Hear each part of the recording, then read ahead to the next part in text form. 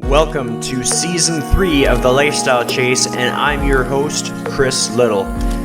This podcast features high performers who have found a way to live their best life while balancing their health, wellness, friends, and family. To help this podcast grow, please share it on social media, rate 5 stars, tell your friends, and check out the past 140 episodes and counting. You can follow me on Instagram at Christian Little and at The Lifestyle Chase. Thanks for listening. Let's get started. All right, so I will get us started. Okay. So welcome to The Lifestyle Chase. This is episode 154. And Nice. I have brought a fellow podcast host, Josh Blais. Did I get your name right? Did I get the pronunciation right? Well, it is Blais, but I like Blais better, so let's go with that. Okay, sorry.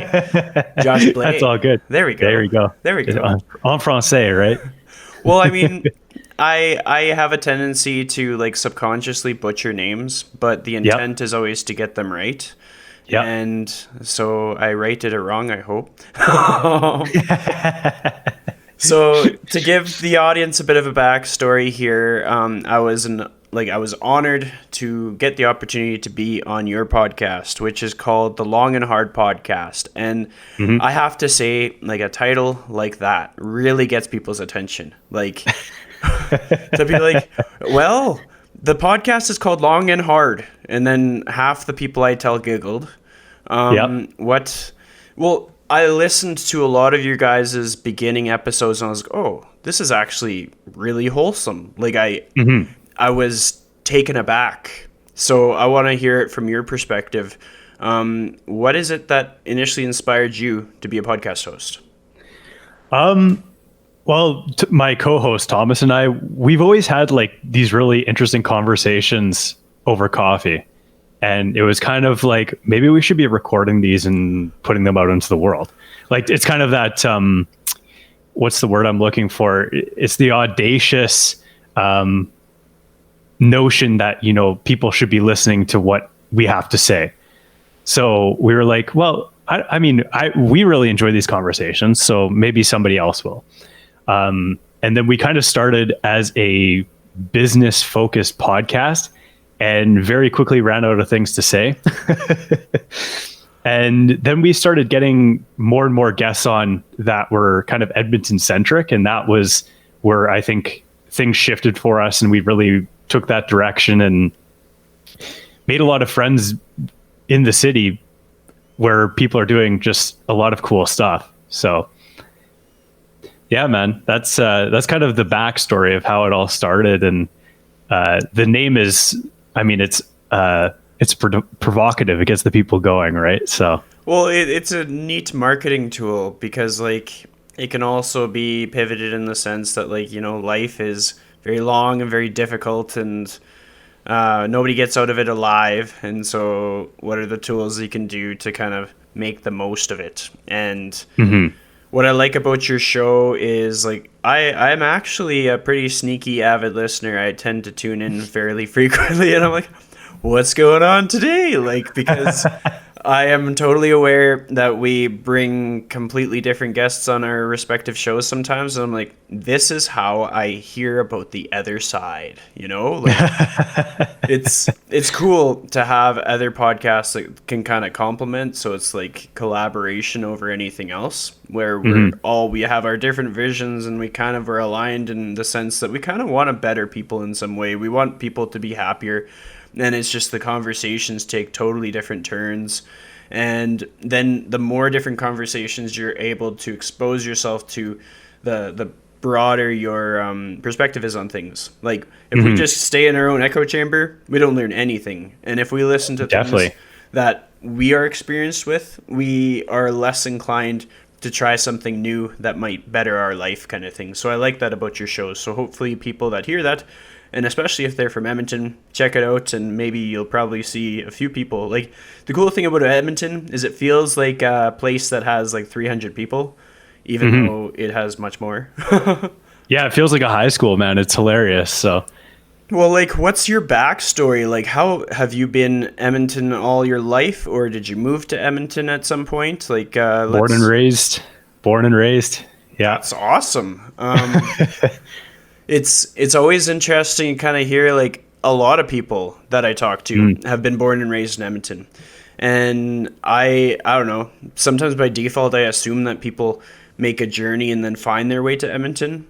But I have to realize, like, some people have been born here the whole time, have, or like, I worded that funny, but they've lived here the whole time. But has there been Yeah. any point in time when you've spent like more than a year in any other place? I moved to Montreal last year. I was there for 4.5 months. I got a little bit of perspective living on the east coast of Canada, and that was interesting to say the least. Learn a little bit of French, get in there with the francophones a bit. The food there is phenomenal. So that was a complete perspective shift from Edmonton, almost like a culture shock. But other than that, I mean, I've traveled a lot. Edmonton's still home for me, though. And if we were to break it down to like the things that makes Edmonton feel so like home for you, what would those things be? Like if it was like two or three things. That's an interesting question. I'm going to have to think about that one for a second, but probably I think the people is really the big thing. As 99% of the world would probably say about their city too. But just obviously the friends, the family, the relationships that I've had around the city and all of that. I mean, I think that we're getting some really cool stuff that's going on in the downtown core too. So being able to kind of grow up and experience Edmonton from we'll call it its roots 10 years ago to where it is now, it's phenomenally different.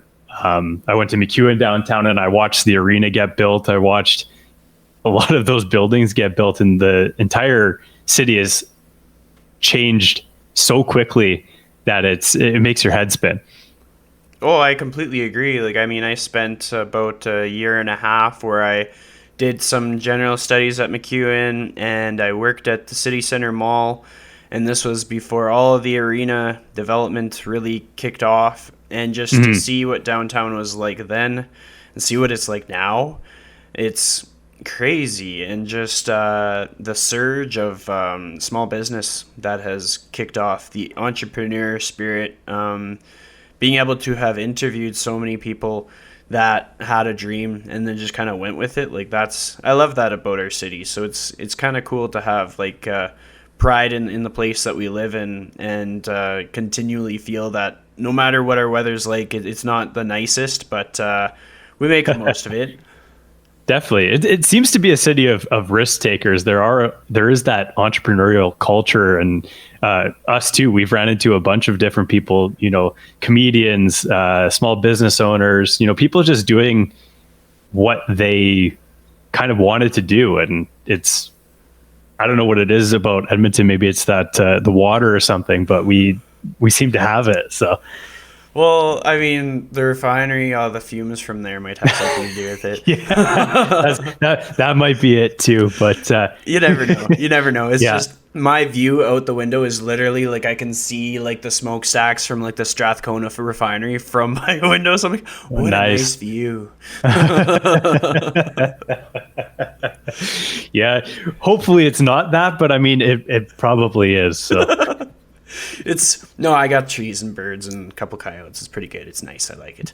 That's also good too. I have a back alley, so exquisite.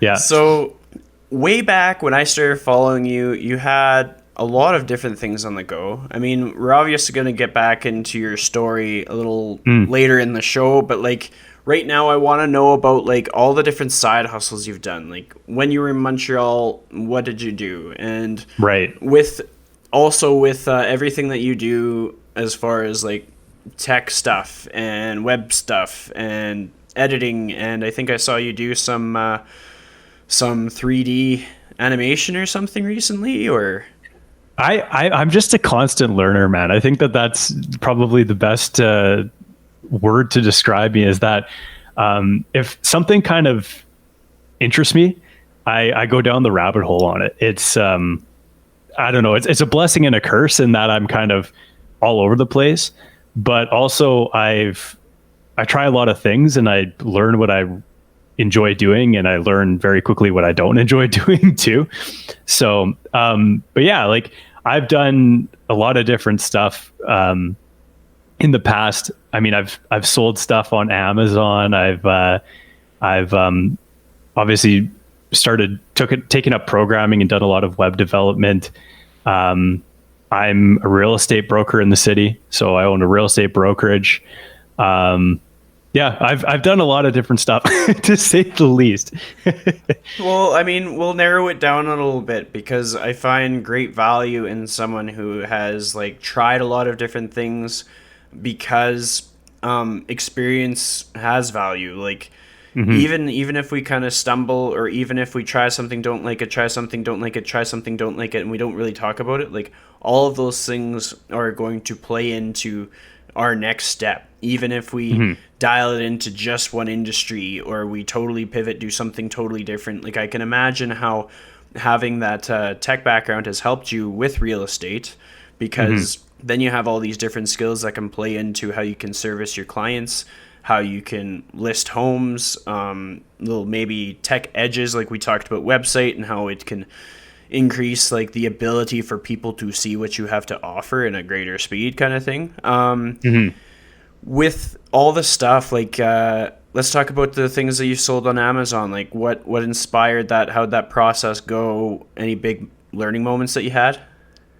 I honestly don't know what even started that, but it was my buddy that I have the podcast with, Thomas, and another buddy of mine. We were like, well, let's just try some stuff online. So we tried drop shipping off of Amazon, where we would actually go and see, generally they were like tech products, so like iPads and all of that stuff, from a wholesaler or distributor, and then actually sell them through Amazon and eBay. I wouldn't recommend doing that, but it was kind of a thing that you were doing in university. So much so that it actually took up time from a lot of my classes. I was sitting in class, like uploading products and doing all these different things. And it was kind of this, it was a foray into business. Like it probably is the very first thing I ever did for myself, entrepreneur wise. And, I wouldn't recommend anybody dropship because you don't have control over the quality of the product. You don't have, when it gets to the customer, you don't have any of that sort of control. So you really need to know who your distributors are and all of that.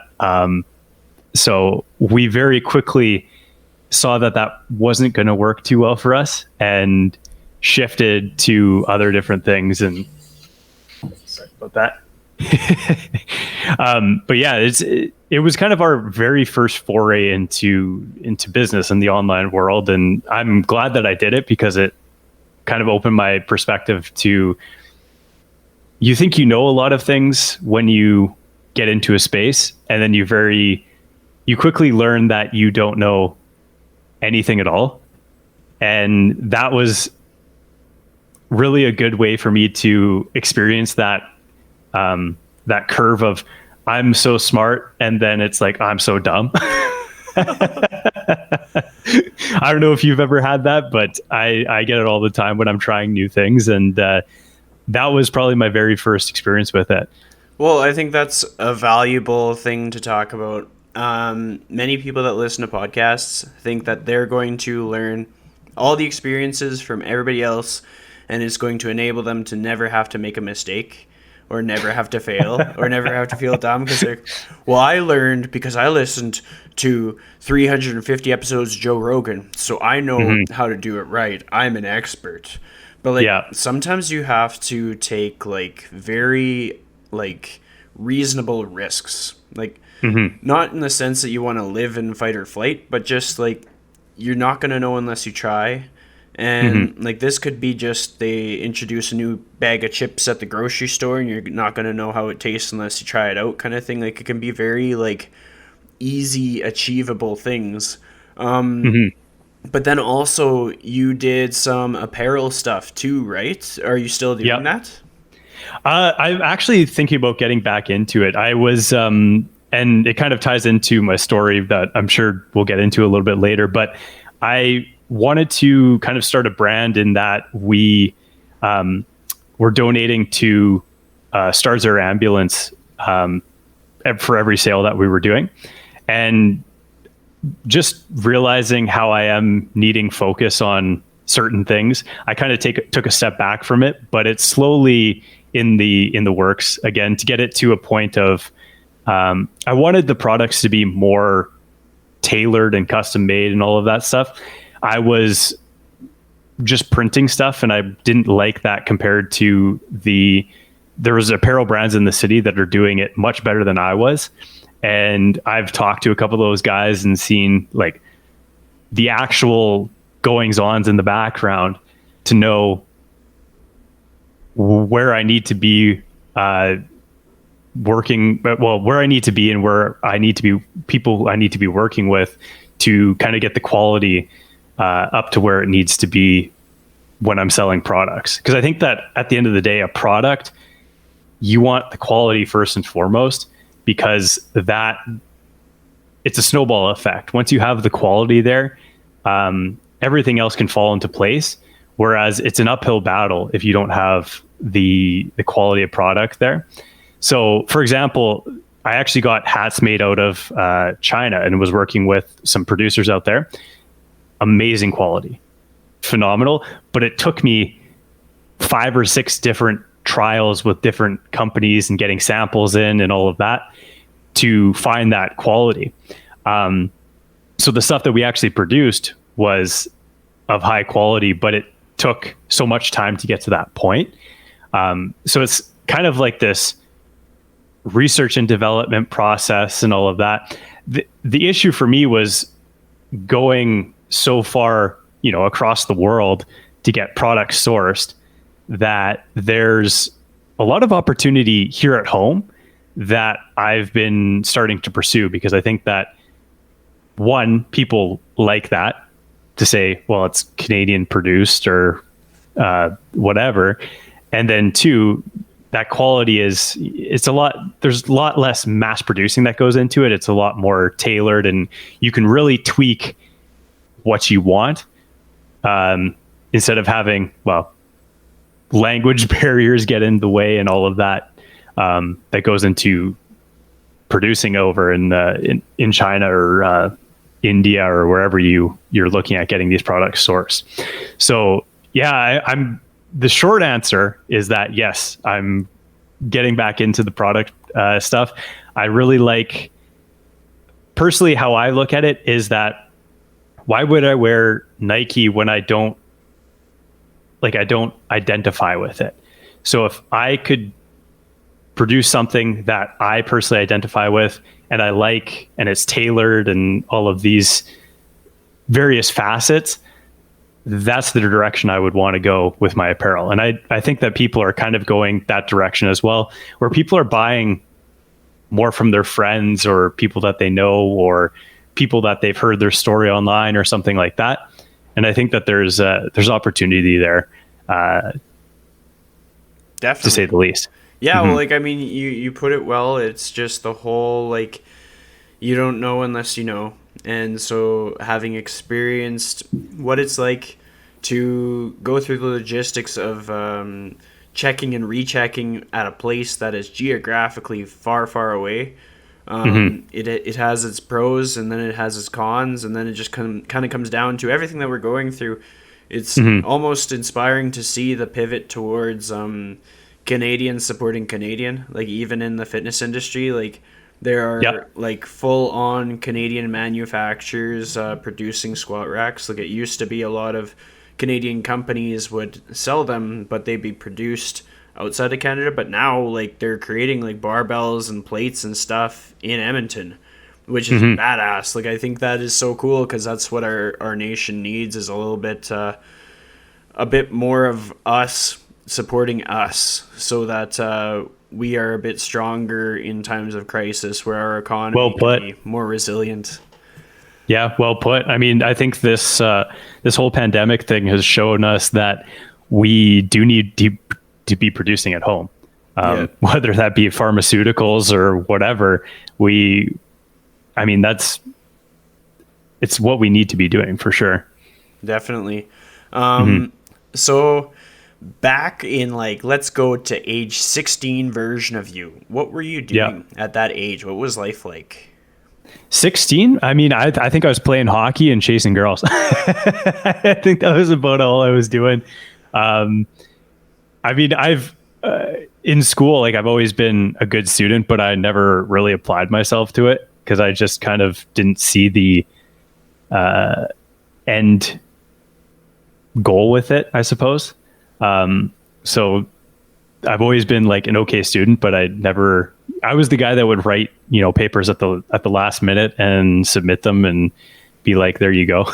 Yeah, yeah. Well, like, I mean, it's not uncommon. Like, I think we can all admit that there's more people like that who are just trying to figure out what their passion is. They really don't know what direction they want to go. If somebody knows their passion at that age, they usually apply themselves. If they're still trying to figure it out and it takes an extra 3 years, they'll probably apply themselves and show their work ethic and passion in the 3 years. And so it's like, it's all relative to that individual.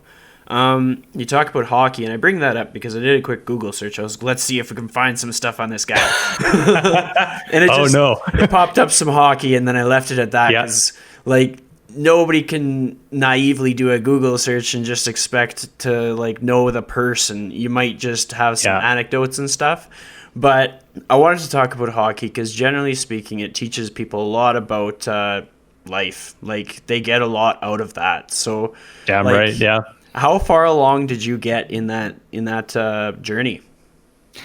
So I played, well, I mean, when I was younger, I played pretty low level hockey, but there was my second year bantam, which is I would have been 14, I suppose. I was like, I love this sport and I'm going to put everything into it and get as good as I possibly can. I was a goaltender too. I wasn't a forward or a defenseman or anything. I was one of those dummies that stood in front of pucks. So, yeah, man, it was, I was never like that good, but I had this overarching passion to be as good as I possibly could. And, it was that year that I kind of turned completely everything around and played like the second highest level of hockey I possibly could. And then my 15-year-old year, I played, midget AAA minor, which was like again, for a 15-year-old, that's pretty much the second highest team you could play. And then I played some like tier 1 and stuff and went on to play junior B out in Strathcona and also with North Edmonton. So that's kind of where my career ended. But I think I realized at about age 17 or 18 is like, I'm not going to make the NHL. So maybe I should start taking this school thing a little bit more seriously. But the lessons that I learned through hockey, the teamwork, the work ethic thing, I think that's probably the biggest lesson I learned. That if you apply yourself to something and if it's really what you're giving your all into, you can get to a level that is, top 1% if you really give your all into something. So that's kind of the biggest lesson I took away from hockey, because I came up and wasn't that good, and then I got a little bit better. We'll put it that way. I think it's important to reflect on that kind of stuff. Like, within the fitness world, we have to put a focus on, like, okay, if you have a strength goal and like a speed goal, you're not going to be able to lean into both at the same time. You can improve on both, but you're not going to be able to master both. You're going to have to master one or the other. Yep. And it's cool to hear that you were able to achieve results with putting all of yourself into hockey, because that's kind of the buy-in that an individual needs when it comes to being like self-employed or showcasing work ethic. Like, reflecting on all the other things that you've done, like I for one would believe that if you were like, okay, I want to be the apparel brand, I'm going to put everything else aside, just apparel. And then you could probably make that rise to the top. And like, just, it's so much of life is like soul searching, kind of like figuring out what is our passion. And then it's like, there's no like time constraint as to like when we have to figure that out. But it's more It's true. Yeah. like the awareness piece of just knowing if we want to be like in the top 5%, we have to like eat, sleep, and breathe that thing. And if we want to do other things, then we shouldn't get all bent out of shape that we're not in the 5%. We can be okay at the 10%. And it's just like, Definitely. that awareness is helpful. Like it puts our mind at ease. I think for me, it's like the reason that I try so many things and find what I do enjoy is that I'm looking for that combination. And that's kind of what I found with real estate and technology and all of that, is that I am good when it comes to people. I'm good where it comes to programming and coding, and I can lead a team when it comes to producing a product. How do I bring those things together and create something that really nobody else is doing? And that's kind of at least the understanding of myself that I've come to, is that I'm looking for that. I can get to that top 10% in pretty much anything I want to do, but it's tying 3 or 4 or 5 of those things together to create, I'm world class at something that is, nobody else is doing. And that's kind of where at least my self-realization has come in the past year and a half, that, hey, if I get really good at this and I'm also really good at this and I bring them together, what's that Frankenstein look like that is this product that can help?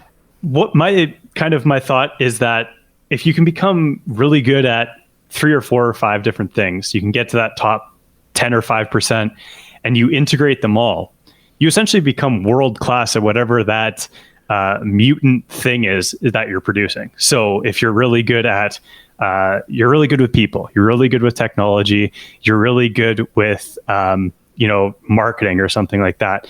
Really, I think that those 3 skills are almost universal, in that you could apply those to, pretty much anything you could really dream of. If you wanted to create some sort of technologically advanced coffee house, you could do that. So really, I personally believe that life is really about getting good at things that you're passionate about, and then bringing them together under one roof and creating that ultimate thing that you can be amazing at, that really nobody else is doing or capable of, just because you have this skill set that is so vast, but also targeted, if that makes sense.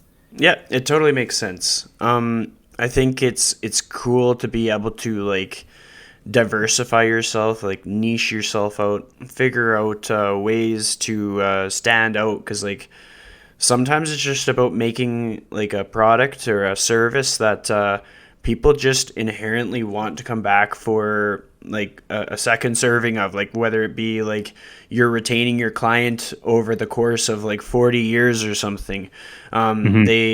It could be that they have you help them get their first condo, and then it's their first home, and then it's their nicer home with like the lake in the backyard kind of thing. It's crazy how valuable retention is, and it kind of holds us accountable as any kind of a business towards bettering ourselves and finding the ways in which we can improve upon the things that we might not be as good as we think we are at. Very true. Yeah. And then also being able to say, I'm not very good at this, and to be able to, get somebody that is very good at it and bring them in and see what you can create together. That's really, I think, where I'm at now in my journey, is that I realize that I'm okay at these different things, and by trying a lot of different things, I realize what I'm really good at, or what I could be really good at, and what I'm going to be just okay at. And then realizing, okay, if I'm just okay at this, let's get somebody in that is amazing at it, and let's see what we can do together. Well, that's so true. I mean, with businesses that are growing, sometimes they want to have all the controls.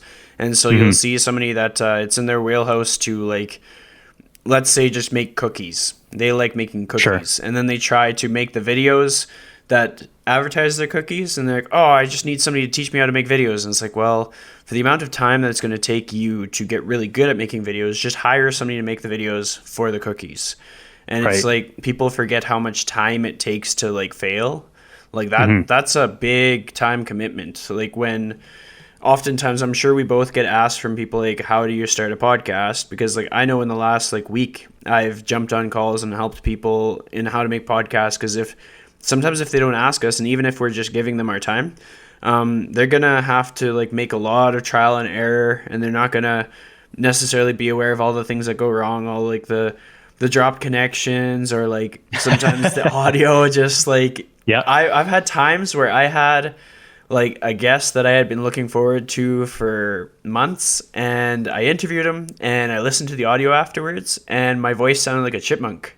And it was like something went on with my mic, and so I had to go and adjust the frequency of my voice every time I talked for the entire hour and 20 minutes. I actually just wrote a blog post on how to start a podcast, because I think that if people are really inclined towards something, I mean, I'll give them the information, but I mean, I also sit down with a lot of people, and, you know, that's a question I get a lot too. How do you start a podcast?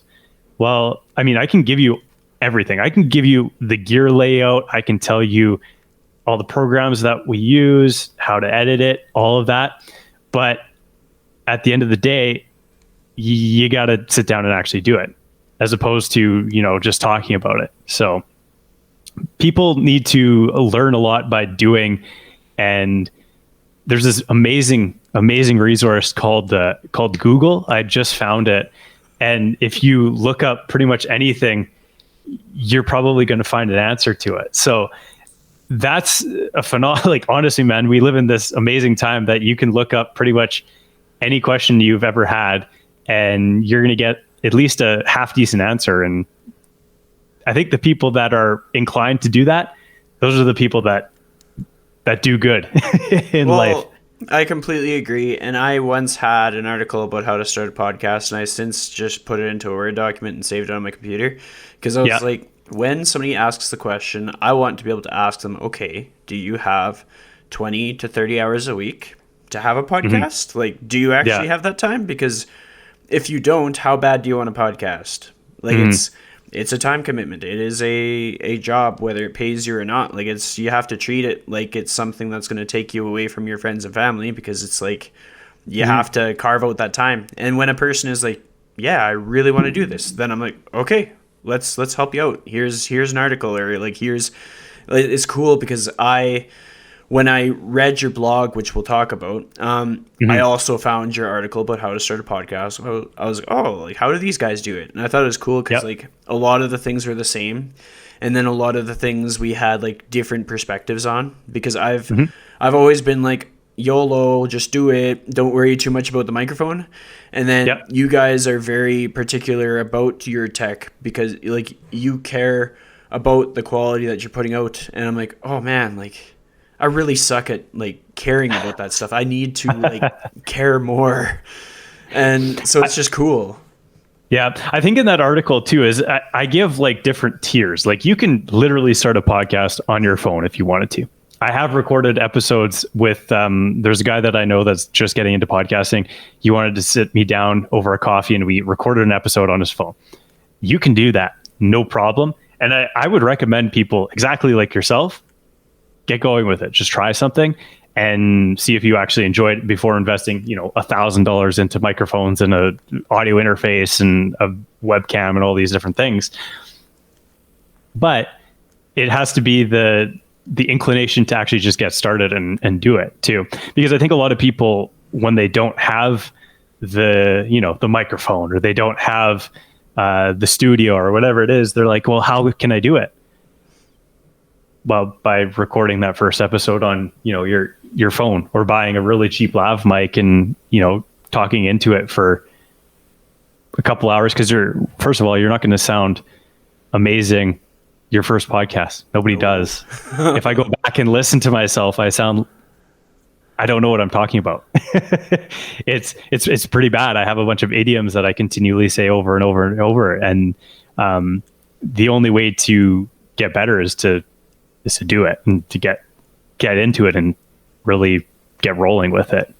Well, it's so true. I mean, I catch myself. I've recorded a few episodes in the last couple days, and I'll go through like waves of like saying the same phrases in response to what the other person says. And it's like seasons of the year. And like my first year, I had a tendency to say awesome and totally. And then like second year, I think I would be like, well, I wonder, like, it's just seasons of change. Embrace it, soak it up, enjoy. You catch yourself doing it too when you're talking and you're like, oh, I keep saying that word. I need to stop saying that word because it's going to be on this podcast 16 different times. So I know exactly what you mean. But I think when we accept that we are who we are, it makes it easier to move forward, because like nobody's going to be perfect and flawless. And if you worry about being perfect and flawless, you never try anything. So people should just, if they've made it this far and it came across their mind that they wanted to have a podcast, go and do your Instagram live thing, take the audio out, put it on a thing, you're good to go. Pretty much, man. And I mean, nobody is great at something when they first start. If you do, your prodigy, excuse me. But 99.9% of people suck at something when they first start it. It's so true. It's the nature of life, right? Yeah. So on the topic of articles on your blog, see, the other day I was just chilling and you posted something. And I think I knew about this, and then I had forgot about it, and then I read about it, and then I remembered about it. Nice. I knew you had a story. And then when you brought it up, I was like, oh. And I'll give some backstory as to why it was important to me to reach out to you. It was basically like, I was like, okay, we're in the middle of a pandemic. We got people that are upset about things like what hours the bars close or how long it takes for their car to warm up. And he's put something out about how he feels grateful that he can walk. And like I've had conversations with people who have lost their ability to walk. I've had conversations with all kinds of different people, so I can appreciate how it would have felt to be able to rehab from that. Obviously, we're going to hop into the handy dandy time machine into a period of time about 6 months before the incident. Like, what were you doing at the point in your life? What were your priorities? Where did you figure you were headed? Okay, interesting. That's a good question, because I don't think I've ever got that. I was working out like all hell. I was actually preparing for a powerlifting competition when all of this went down. So I was very, very into the fitness world and getting pretty much as strong as I possibly could. So that's where I was probably 6 months all the way up to a day before I hurt myself. And frankly, I think that it is the thing that helped me get back to a functioning human being. Because if I didn't have that, I don't know where I'd be today. Well, I mean, the amount of dedication it takes towards a craft like powerlifting, like it takes quite a bit of grit and resilience to progress in that sport. It can be extremely challenging, and that just goes with all like progressive overload lifting in general. Like anybody that just wants to get like noticeably strong, they have to be pretty committed to their journey, and that journey can be light and it can be dark. Like there's going to be, even if everything is going well, there's still going to be plateaus or challenges or things in life that you kind of have to fight through both mentally and physically. What were you thinking about the morning before the accident? Like, was it just like any other day? Were you with friends? And like, how did that day kind of unfold for you? Yeah, I think for me, it was pretty much any other day. the weirdest thing I thought like a day before all of this happened is I think I was in the gym and there was a thought that crossed my mind. It was like, you might not ever get to do this again. And I don't. It was just a weird thing. Like I never had that before, and there was just the thought that crossed my mind, and yeah. So I again though, but like the day that everything happened, pretty much a day like any other. Was out with buddies, snowboarding out in Nikiska, and yeah. So that's where things took a turn for sure. So how did it unfold? Like, did you kind of crash or like? So we were up at the. Have you ever skied Nikiska? I've walked around it, never skied. Okay. At the very top. So the issue is I don't think that they had enough snow for it to be open at the top. It was like opening day, and we had been right at the top of the mountain, and we were coming down a run, like within boundary and all that. And I hit just a drop off that my buddies had gone, they approached it and they went right. And then I went left. And I went left and there was just a drop off on the other side. And I mean, I was a decent snowboarder. I wasn't like, I wasn't Sean White or anything, but I hit it. And on the other side, drop off of about 15, 20 feet. I don't know how high up I came down from, but as soon as I came down, I landed on my tailbone and instantly just couldn't feel anything below my waist. Like just radio silence below about like belly button level. And obviously, something is amiss when that happens. And yeah, I was like, to my buddies, I was like, I can't feel my legs. And they thought I was joking at first because I was in a kind of a state of hysteria or whatever. And then they realized something was wrong and skied down. One of them stayed with me. The other guy skied down to the bottom to get to ski patrol and, got thrown in the back of a sled and skied down to the bottom, thrown into a pickup truck to get down to the bottom because they actually couldn't ski out to the base. And yeah, got Starzer ambulance called in to airlift me off the mountain. So I obviously knew something wasn't right.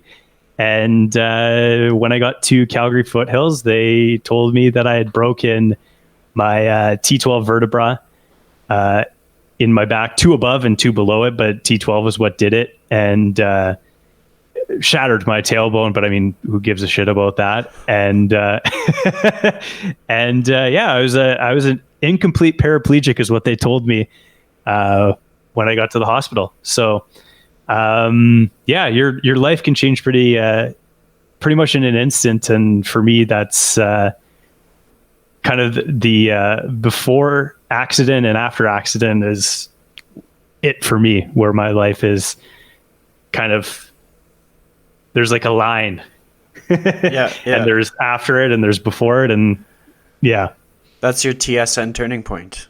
Exactly. Yeah, it's my it's my BC and AC or whatever they call it. So yeah. Yeah. So I have had some crazy experiences where I've stayed in the hospital. My stay was like 2 days, but I can imagine that yours may have been lengthy. Like, how long were you sitting in that hospital with questions and thoughts and looming emotions? I mean, I think that the questions were there like the whole time. Obviously, you don't, for this sort of injury, you don't get really a prognosis. Like, nobody really knows like what your 2 years out is going to look like. For most people, they kind of get them to realize that your life may look like you're in a wheelchair for the rest of it. And we're going to teach you how to, get in and out of it, and how to how to take care of yourself, and we'll see you later. But for me, I wasn't really willing to accept that. And doctors don't really tell you like what it's going to look like. So for me, it was just a constant question of, am I going to get better, or what's it going to look like? And I very quickly made a decision that I was going to put my all into my recovery, and whatever that end result looked like, I was not going to regret not putting my all into it, I suppose. Well, I mean, in hearing that, it's like, thank goodness you had that experience in hockey to know what it felt like to put your all into something, hey? Mm-hmm. I mean, just backtracking for a second too, just being able to,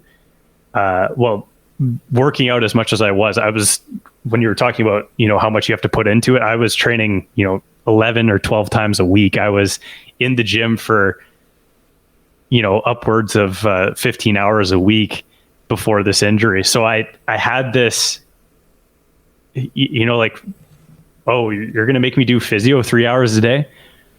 Okay. Yeah. I've been doing that for the last 6 months of my life. So to me, it's nothing, right? Mm-hmm. Well, that kind of leads me to a follow-up question.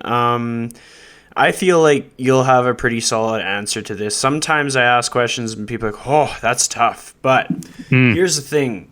I meet a lot of people that go into fitness. And it's usually for something other than the whole like stereotypical like live a longer life or gain muscle mass or whatever. Like there is like an emotional calling towards the gym that makes you do things like work out 11 times a week. So what was it for you? Like what was your like wake up call that you're like, I'm just going to go hard into powerlifting? Like what happened? I don't know, man. To be honest with you, I just I fell in love with it. I had this void in my life when hockey ended. So I had this, it was this, what am I going to do next? And that's where, when you play high level hockey, man, you're on the ice 6-7 times a week, right? So, and it's probably a 20-hour commitment a week. So I was like, well, I got a lot of time to fill. So how am I going to do it? And lifting is what did it for me. So yeah, well, like that makes sense. There's a lot of most athletes will go in, and then it's usually for males. It's like former athletes and dudes that got dumped. Like those are two definable categories.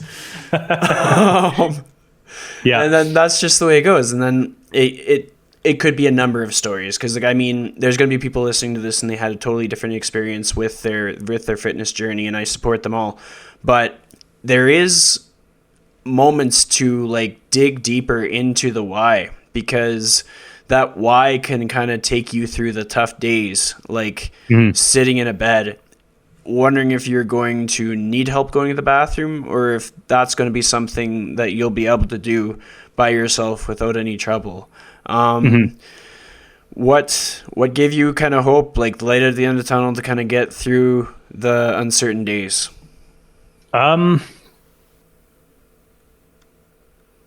I think I just knew that if I put all of myself into something, the end result was only going to be positive. So that's kind of where I was coming from. And I never really had a doubt in my mind that I was going to walk again and I would be part of that pretty rare group of people that actually can recover from something like that. For me, it was like, how much time is it going to take? And that was it. Yeah. There was never a doubt. Well, I mean, you put it in a very easy to understand, like almost business way, in the sense I'll explain a bit further. It's just that like when you're self-employed or when you're an entrepreneur, you get pretty used to what it's like to build up from nothing. Mm-hmm. And then the more proficiency you have in building up from nothing, you find that you can put that into any direction and build anything up from nothing. Not anything, but like anything within like the 5 categories of things that you're good at. So Yeah. that would be similar to our discussion about like apparel versus Amazon versus web design, all these different categories which are kind of in your wheelhouse. And if you focus on Mm-hmm. one of them, you can really progress. And it's just like that whole outlook. Like we're in the middle of COVID, where a lot of our favorite local businesses are probably having a hell of a time. Mm-hmm. And like sometimes for anybody that I talk to, it's like, okay, we're just going to take this one day at a time, like control what's in our control. Mm-hmm. And then just looking at it from like, well, it truly isn't going to get worse unless we like will it to get worse. So how can we like make it a little bit better, just like marginally better, and then let that compound with time? With your experience with that, what was the effort that you did to improve by 1% each day, roughly, when you're in the hospital and when you're walking out? Because I know that's sort of like a concept that you're pretty savvy to. I think I saw an article about that, like 1% better or Mm-hmm. something along those lines. But what was Yeah. your experience with that in the recovery process? Yeah, like I'm of the mindset that all you can really affect is what you're doing today. Tomorrow is gone. You can't do anything about it. And or sorry, yesterday is gone. You can't do anything about it. And tomorrow is it's an uncertainty. So for me, when I was in the hospital, that looked like, I was doing physio 3 hours a day. And then on top of that, like I was doing my own stuff that would constitute as physio, but it was just me, flexing my quadricep because I could. That's pretty much, and I was doing that, 10 hours a day, where, and constantly being like, I need to get the hell out of here because I hate it here. But really, that was my day. It was like, I'm going to put everything I possibly can into my recovery, and I can only affect what I can do in the now. So let's do that. Well, you nailed it. I mean, we can only affect what we can do in the now, whether we're recovering from an injury or we're having a bad day or we're trying to go after our dreams. Like I think anybody that makes the choice to not work for someone else, like as their main source of income, is kind of, they're chasing after things that they have to take day by day, and it is just kind of the controlling what's within your midst in that day. What changed in your life? Like before, you're kind of enjoying going snowboarding and stuff. Like, was there any massive shifts that you made in like things that you prioritized or how you looked at life, anything like that? I think personally, it kind of was a wake-up call that I realized this life ends. There's a point where, you're not going to be here anymore. And you should be doing things that you really enjoy doing and try to avoid the things that you don't enjoy doing. And that includes relationships. That includes, things that, well, I mean, we'll talk about entrepreneurship in and of itself. It's like, do I want to be working for somebody else and building what their vision is, or do I want to be building my own vision? And I think for me, that was the paradigm shift in my life, where it was like, like prior to that accident, I would have probably been like, well, like I'll go get a management job somewhere or do that, or, like I was kind of listless. Whereas afterwards, I was more of the mindset that I'm going to do what I want to do, and whatever that is, I have to enjoy it and realize that if I'm going to be working 40 or 50 or 60 or 70 or 80 hours a week, I should be really, really enjoying what that is, because it's a vast proportion of my life that I am not going to have back when I look back on it at 90 years old or however long I live. I want to be able to say I use that time and I enjoyed it, as opposed to I hate my life every single time that I have to get out of bed and go to this shitty job, you know? Yeah. It's kind of where it came for me. Well, that's a wake up call that I wish upon anybody. I'm typically notorious for being that guy that's like, quit your 9 to 5, go do something that you like, and maybe sit in the shit for a little bit while you grow it, but then enjoy what you're doing. Like, you pay a price to do what you love, because it's up to you to make it succeed. Like, if you don't put in the work, if you don't go to work, as it were, if you don't put in like the 12-hour days for the 8-hour outcome, it's not going to happen. But at the same time, to feel that sense of purpose is priceless. To feel like we're on this earth to do something like really deeply meaningful that like touches our hearts, that is worth more than any amount of wealth that we can accumulate. I mean, during COVID, I have certainly had a lot of conversations with a lot of people that are like, money isn't everything. Like, obviously you want to have a roof over your head, you want to be able to travel and support your family and friends, but beyond that, like, nobody needs to own like 50 properties or have like 12 floors or have gold bars in their basement. Like, there's a line where it becomes like, what is your purpose? How do you give back to society? Things like that. But one question that has always been on my mind, because like, I think in the earlier episodes of your show, you guys were recording from separate locations. Like, did you start it off when you were in Montreal, or had you started off before or after? Yep. Started it when I was in Montreal. Started it just like this, actually, Google Hangouts. Yeah. Shout out. Well, I actually appreciate that, because like, when I first discovered your show and I was kind of checking it out and seeing how you guys interviewed and seeing if there was any ways that I could improve on myself, you were like, Google Hangouts. So I was like, yeah, it's like the only other show that I've ever heard of that uses Google Hangouts. And I felt like one of the guys. I was like, just like them.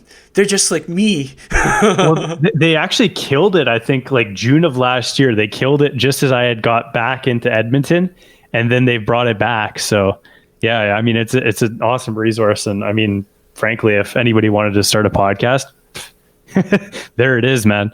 Absolutely. They have the full tutorial within this episode. But similar to the question I posed upon you with the gym, what was your why for going to Montreal? Interesting. I don't know if I had a why. It What was the heck, more so man? like, yeah, it was more so like I've lived in Edmonton my entire life. I want to try a new place, and I've heard a lot of good things about this city. So let's, pack up my stuff and let's give it a go. I just bought a one-way ticket. I went there with a buddy of mine, and we pretty much saw all the city has to offer. So, Okay. and it's a phenomenal city. I highly recommend people travel there. It definitely is. I mean, I've heard such good things about Montreal as far as like cities that you can go to that are on the East Coast. Like, I know my oldest brother has gone there for business travel and stuff, and it like, you can go to some cities and it's like, oh yeah, there's a lot of crossover between this city and that one. But Montreal is just one of those where there's no crossover. There's no other city that's like it. Yeah. But then what brought you back? Like, were you like, I miss Edmonton, or was it a financial thing, or what happened? Well, it was kind of like, because I was doing the real estate thing while I was out there, and I was kind of building the underlying tech stuff while I was out there. But I realized that I kind of had to be local again to really get it off the ground. I mean, eventually maybe I'll be able to move somewhere else and have it running itself. But I think that at the end of the day, I had to be where things were going down to really get it going. And when I was out there, it was, there's a time difference. There's the ability to actually be present at a home to help people sell it or buy it or whatever. That was obviously a realization I came to. And I was like, well, I guess I'm going to have to go back to Edmonton and continue there for a little bit, at least to get this thing off the ground and go from there. So. Well, it's kind of cool how it correlates to the whole drop shipping experience. Like, you get to try it, you know what it's like, and then next time when you're like, let's try this again, you're going to know what it takes to make it work. Like, if a person was to try drop shipping, they would know that they would need to have a very strong handle on who the manufacturer was and have some accountability measures in place that, like if the order is not on time, like what are they going to do to fix that, because the client needs to be happy. Right. And then with travel, it's just like a lot of people are hesitant. Like, if I'll put it this way, there's a lot of people that are they've reached a plateau in their life.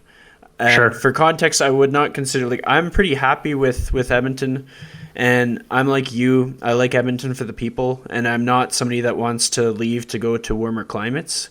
But turning the table a little bit, I mean, I love warmer climates, but like, it's okay. We're good here. We got hockey. But someone else that perhaps is just like, they just haven't felt the light at the end of the tunnel for a long time, and maybe a move and a change of scenery would be helpful.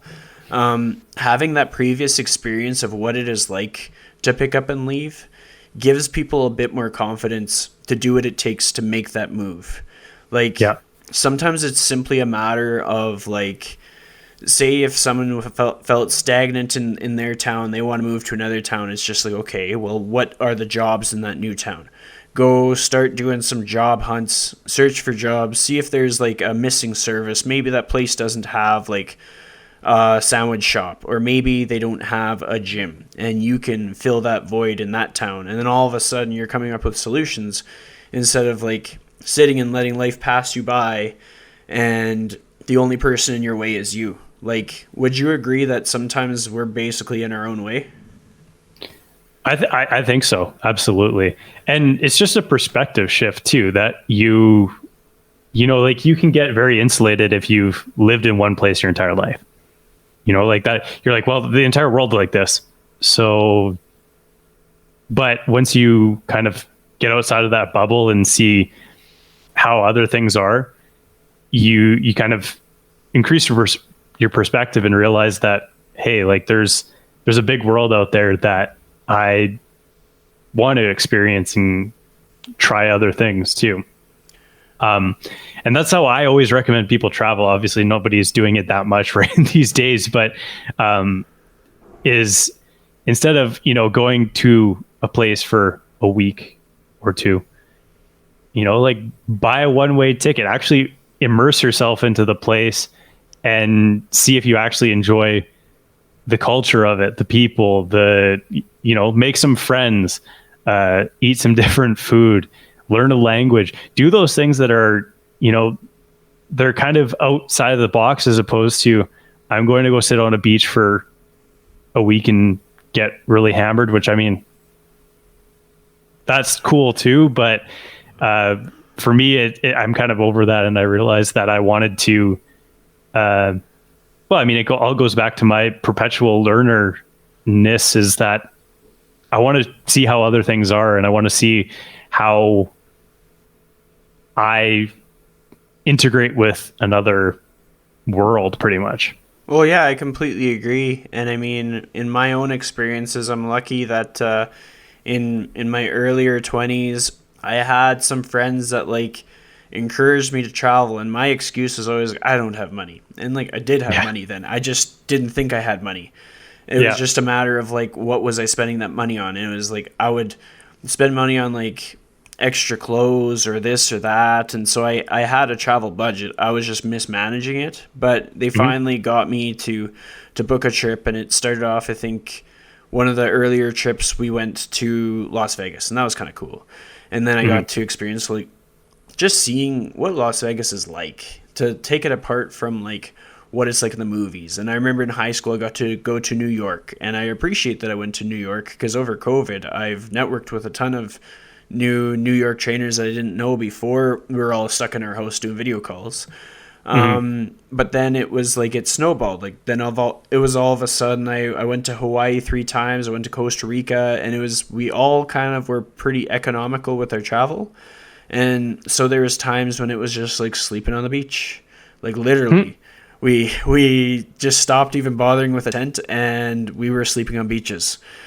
Nice. And then Costa Rica, it was going around and staying in hostels. And it's kind of like you say, like if you stay in a hostel in a new country, you're not only going to experience more of the culture of that country, but also the culture of probably 7 other countries. It's amazing. Like we were in a hostel in like a tourism town of Costa Rica, and there was Germans, there was people from Switzerland, there was Australians, there's all kinds of different people from all over the world. And then instead of just being in like a resort or something where they're bringing you your beer and your tacos, like you actually get to like go for walks, go to the beach, see, like the thing that was beautiful about Costa Rica is all the dogs that walk around. So like it's just, if you want to pet a dog, it will probably walk up to you for pets. Like there's no issues there. It's just to be immersed in a situation like that makes you look at your life a lot differently. And I find that it gives people the courage to take leaps. Like that's basically how it went down. I went on this big surge of travel, and I got more and more brave as things went on. And then it was after like the 3rd trip to Hawaii that I came back, and I was like, okay, like let's set some deadlines. When am I going to leave my 9 to 5? When am I going to take the leap and go into the fitness industry? And like travel gave me that courage to sort of believe in myself. And even today I reflect on like, okay, well, I didn't know it was going to happen when I went to this new country. Like the funny thing with Costa Rica is I booked the plane ticket to the wrong part of Costa Rica, and then I had to bus across. So just the language barrier was crazy. But I almost took over the podcast, so I'm going to flip it back to you. Let's talk about 3 countries, maybe 5, kind of depends how many countries you want to talk about, that stand out to you, that changed your whole outlook on things. Interesting. I mean, I've been to a few places, but Greece was interesting. Just to see like how we'll call it a Western country, but it's kind of almost a 3rd world country. It's really weird, but it's also very beautiful. It's this weird mesh of places. That's definitely one. I mean, I've been to a couple other places like Dominican Republic and Cuba. Cuba's huge. Cuba's like, obviously this was a few years ago. This was closer to probably 10 years ago, but that was when it was still shut off to the US and all of these, they had the embargoes and all of that. It was pretty fascinating to see how a communist country operates and how the people there are, and very interesting. Yeah, man. And I mean, I've been a couple other places. I really want to go to like get the real culture shock and go to like Southeast Asia or something, because I think that would be the real the real culture shock, and that would be someplace that would be significantly interesting for me. So, well, especially the way that I travel. Yeah, well, expand on that. How do you travel? Well, in that, like, I personally am of the mind that you should really immerse yourself into a place, as opposed to like do a little bit of research on it and maybe go for a week or whatever, but really hammer down on the places that are interesting to you, and don't set a deadline for when you have to come back. Buy a one-way ticket, and like you can always buy a ticket back if you hate it. Yeah, frankly. Yeah. But give it a shot. Like actually give it your all. I know this is an underlying theme of this podcast, but kind of give it your all and really get into, make some friends, learn the culture, learn the language, do that, and that's how you actually shift your perspective, as opposed to, like you said, going to a place for a week and staying on a resort. Yeah. Doesn't do it for me. Well, we're on the same page there. Like, if I wasn't so introverted, I would have networked more. Like, I would have made friends that lived at these places, or made friends that were also traveling to these places. Because, like, the more broad your network is, the more like empathy that you can have, and the more understanding that you can have into how to diversify your own services. Like from a business standpoint, you become more valuable because like you appeal to a greater audience. And then from like a life-giving standpoint, like if you have a legacy, it's going to resonate with more people. Like whatever we're on the earth to do, or whether we have kids or whatever the future has in store, like it's going to echo further because of the connections that you make, and just like the value that you get from opening up your world to other people. If we're all closed off, that's all we get. If we're open up, and it's an abundance. It's a sense of like being open to the lessons of other people, the experiences of other people, and the support. Like if we listen, people want to support us, kind of thing. Yeah, man, it's about touching lives really at the end of the day. So, and how do you do that is, well, I mean, we have an amazing resource called the internet, but I mean, actually being in these different places and, you know, actually really connecting with people, because we seem to have that challenge of that we're so connected, but we're not actually connecting with people. That's how you do it, is by making friends and actually, you know, asking the tough questions. Absolutely. So something that I've gotten all of my guests to do as of late is to create a challenge for the episode. And so, challenge. Okay. Yeah, like I want you to dig deep into the vault and think of a challenge that you don't think anybody else would have posed upon the audience. And having said that, don't overthink it, because chances are the thing that you think is said too often probably isn't said enough. But something that you think would be like a turning point for somebody that's listening to this episode. Okay. Can you give me an example of like a previous challenge that somebody's come up with? Yeah. So a lot of people have challenged the audience to kind of sit with their thoughts. Some people have challenged the audience to have tough conversations. There's the common challenges to be yourself, but sometimes if you hear it from the right person, it really sticks. And some people are like, teach people something, like teach a new course or teach a new lesson to somebody if there's something that you know more than anybody else. So those are some common examples. Okay. I got mine. Go make somebody smile. That's awesome. Like, I mean, you can't do that enough. And to even like add some context to that, when we think about the difference that it makes in this world where we have masks on in the grocery store, we don't see as many smiles.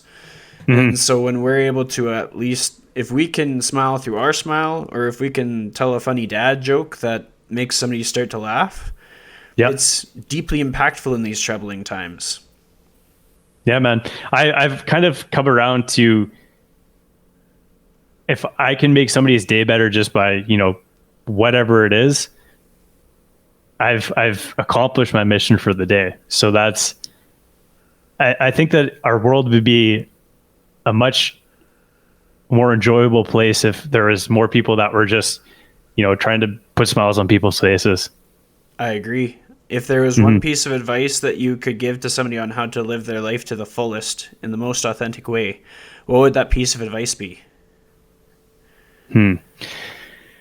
I think you got to realize that it all ends, and that, at least for me, that's the big realization that I've had, and that I've done some things in the past where people are like, how do you do that? Or like, for example, making cold calls to somebody is like, how do you do that? It's like, well, I'm dying, man. And they'll be like, well, what do you mean? It's like, well, why are you afraid of what other people think about you if you're not going to be here one day?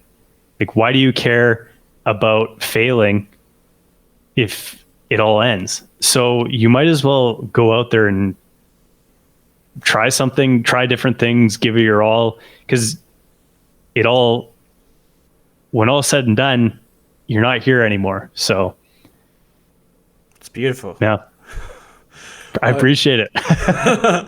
It made me think twice. I'm like, holy crap, like we're all spending a lot of time thinking too much into the Instagram memes. Yeah, We're man. gonna be dead whether we like it or not. So Yeah. what are we Memento doing? mori. Memento mori. It's beautiful. So thank you so much for joining me on the Lifestyle Chase today. Hey, man. Thanks so much for having me. I really liked the episode that we did with you over on our podcast. So, I mean, man, this is a lot of fun. It's awesome.